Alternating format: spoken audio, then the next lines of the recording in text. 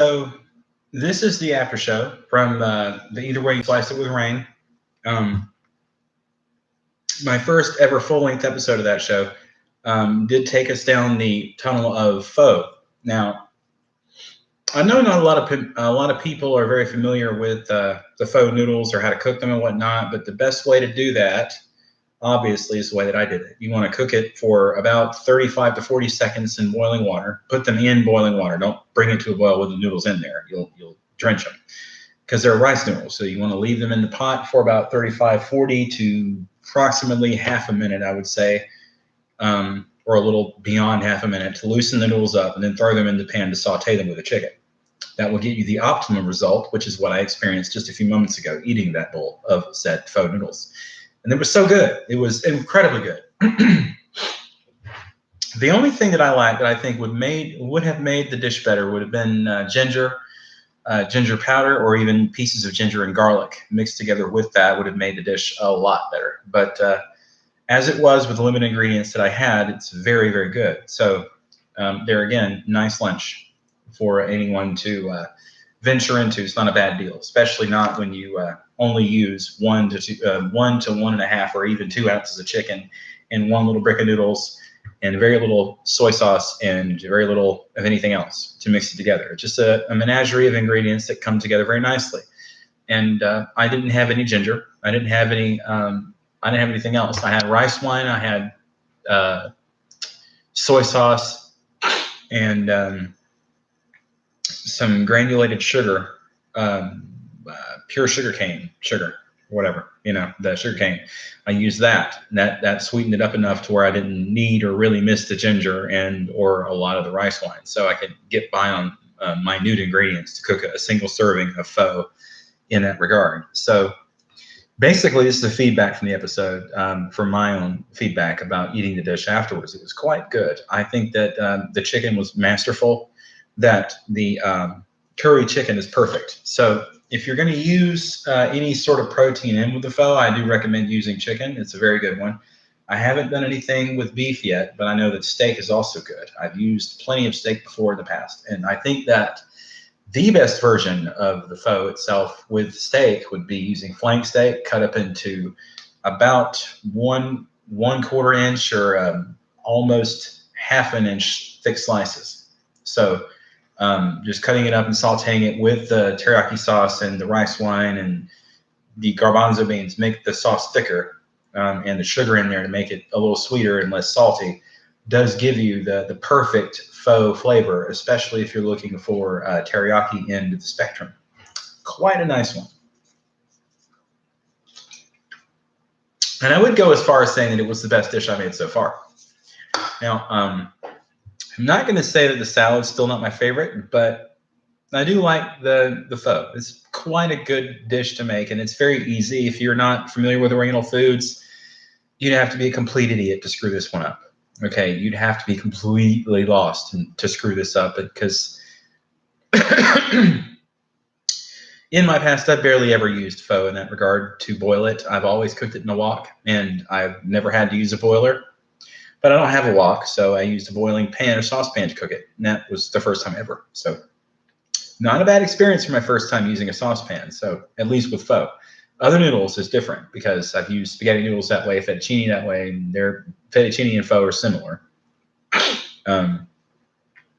But fettuccine does require boiling water to make the noodles cook the best. So you need through and through cook with the fettuccine noodles. The difference between pho and fettuccine, obviously, is that the noodles are rice. And the rice noodles themselves cook a little differently than regular pasta noodles. They cook faster. And in their current state, they've already been halfway cooked. Because they had to get put into that position to get made into a noodle, so it had to, or requires the rice to be halfway cooked, so it doesn't take long. They cook faster than ramen, especially if you throw them in boiling water. They cook a lot faster than ramen. Ramen takes about 2 to 3 minutes, and it's not very healthy for you.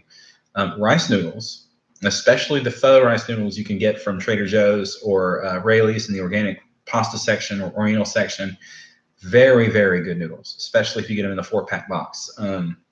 Not bad at all. And a little on the pricey end because it is organic food and it is healthy for you, healthier. But if you want to go the absolute health, crazy nut job version of the organic food, then you can go to Trader Joe's and get the completely cooked rice noodles that are made in the faux style there at Trader Joe's also. That requires even less cooking with the boiling water. It takes about 20 to 30 seconds. I would even go longer than that. And then they're done. And you can throw them in the pan and saute them to get them the rest of the way cooked if you want. But they're done with the water at that point. If you cook them any longer than that, you turn the heat off, it'll still overcook them, even just cooling down. So it's best to remove them completely from the water after they've hit the 30-second to 40-second mark. Then you lift them up till they seed loose, and then you see the video. So you just take them and transfer them to your frying pan. Same thing. In my case, it would have been a walk if I had my tools here, but that's it for the after show version of Either Way You Slice It. And I hope that all of you do respond well to the show, that you, put up some recipes you want to see me do, some things you want to see cooked, and how to explain those things without using recipes from an online source.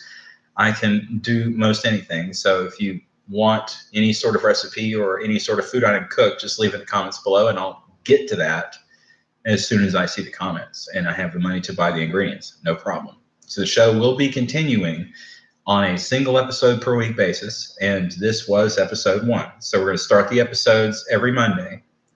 Tentatively right now it's every Monday until I find something more solid employment-wise. That'll be the schedule. I'll do them Science Monday and the Either Way You Slice It episodes also on Monday. So they'll be released Monday afternoon, or I'll go live.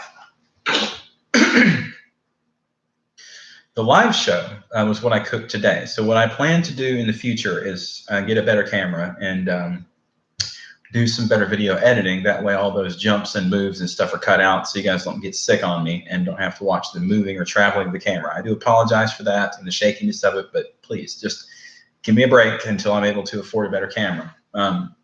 So what I wanted to show you, though, was that, or to explain in this version on this video, was that the noodles were great. They were good. I loved it. It was a very good recipe. I think I'm going to use that again for dinner sometime for me and my honey. So the dish itself is curry chicken.